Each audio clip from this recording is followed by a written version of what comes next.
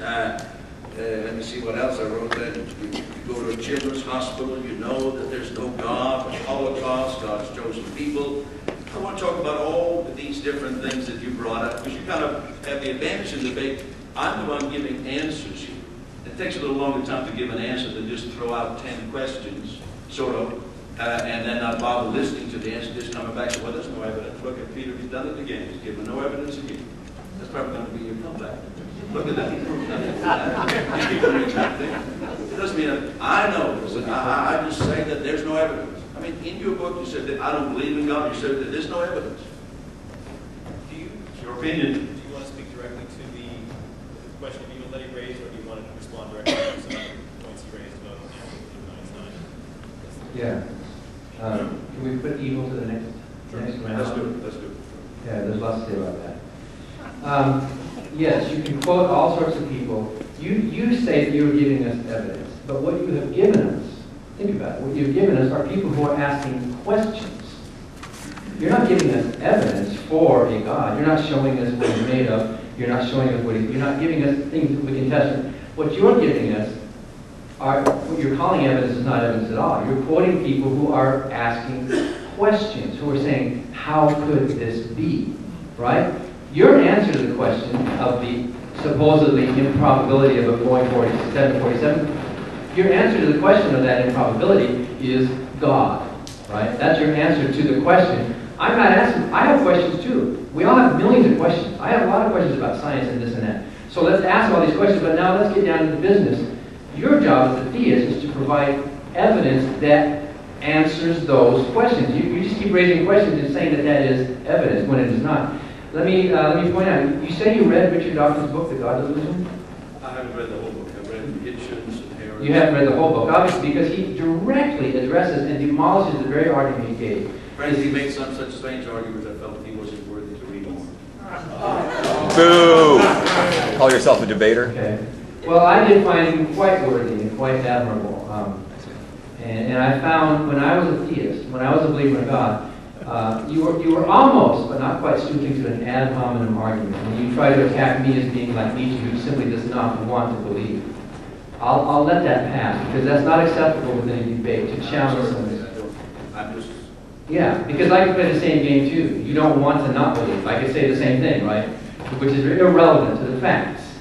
I'm supposed to feel bad. Oh, I'm the kind of person who doesn't. I wanted it. I loved it. I loved my Christian life. I left it kicking and screaming. I talked to Jesus. I saw what I thought were answers to prayer. I lived that Christian life. I had a loving relationship with this God that you think you have a loving relationship with. But Dawkins, why don't you read the rest of the book? Give it a chance, right? You want us to read your Bible. Okay, we'll read it. Read the rest of it. He directly addresses that argument you raised about the 747 by saying, among other things, that if there's a God, he's even more ultimate than a 747. Right? If there is a God who created it, instead of a hurricane going through a junkyard, then this God himself is more complex. What do you think is more beautiful, an airplane or God? Which is more wonderful, an airplane or God? God, right? Which one calls for more of an explanation? This complexity here or this huge complexity over here? You've answered nothing by simply positing a higher level of complexity to explain. And by the way, everybody knows, and Dawkins and others point out, that Hoyle's argument is really so outdated. No one uses that anymore because that mathematical odds are based on the probability of putting a bunch of atoms in a box and giving it one shake and then seeing if there's an airplane in there. Would we expect that to happen? It would be 1 in 10 to the 400,000th impossibility. It could happen, but it's so unlikely. No one makes that argument. No one. That's a straw man. What Dawkins points out and what evolutionists and what scientists point out is this. Natural selection is a gradual accumulation of tiny improvements over a long period of time. The human eye, for example, is not the best evolved eye on the planet. There is a gradation from simple light-gathering pigments to these slugs in the bottom of the sea to more complex, and then the human eye is actually kind of poorly designed. The retina are backwards, and we have a blind spot that we have to kind of hallucinate around. Squids and octopuses have better designed eyes than we do, which means, who was it? Was it Pinker who said God must love squid better than humans because he designed their eyes better? Science, if you do some reading, read the rest of Dawkins' book. Read some of these good writers and learn something about science and evolution instead of attacking straw men.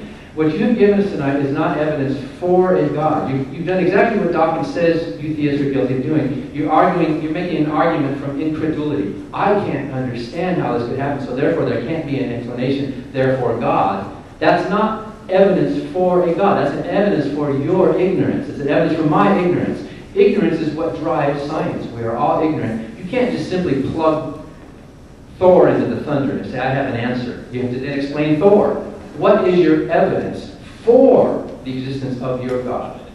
I have 1 minute left? Okay. Wait a minute. Well, okay, let me just lay this out real fast because we want to talk about evil.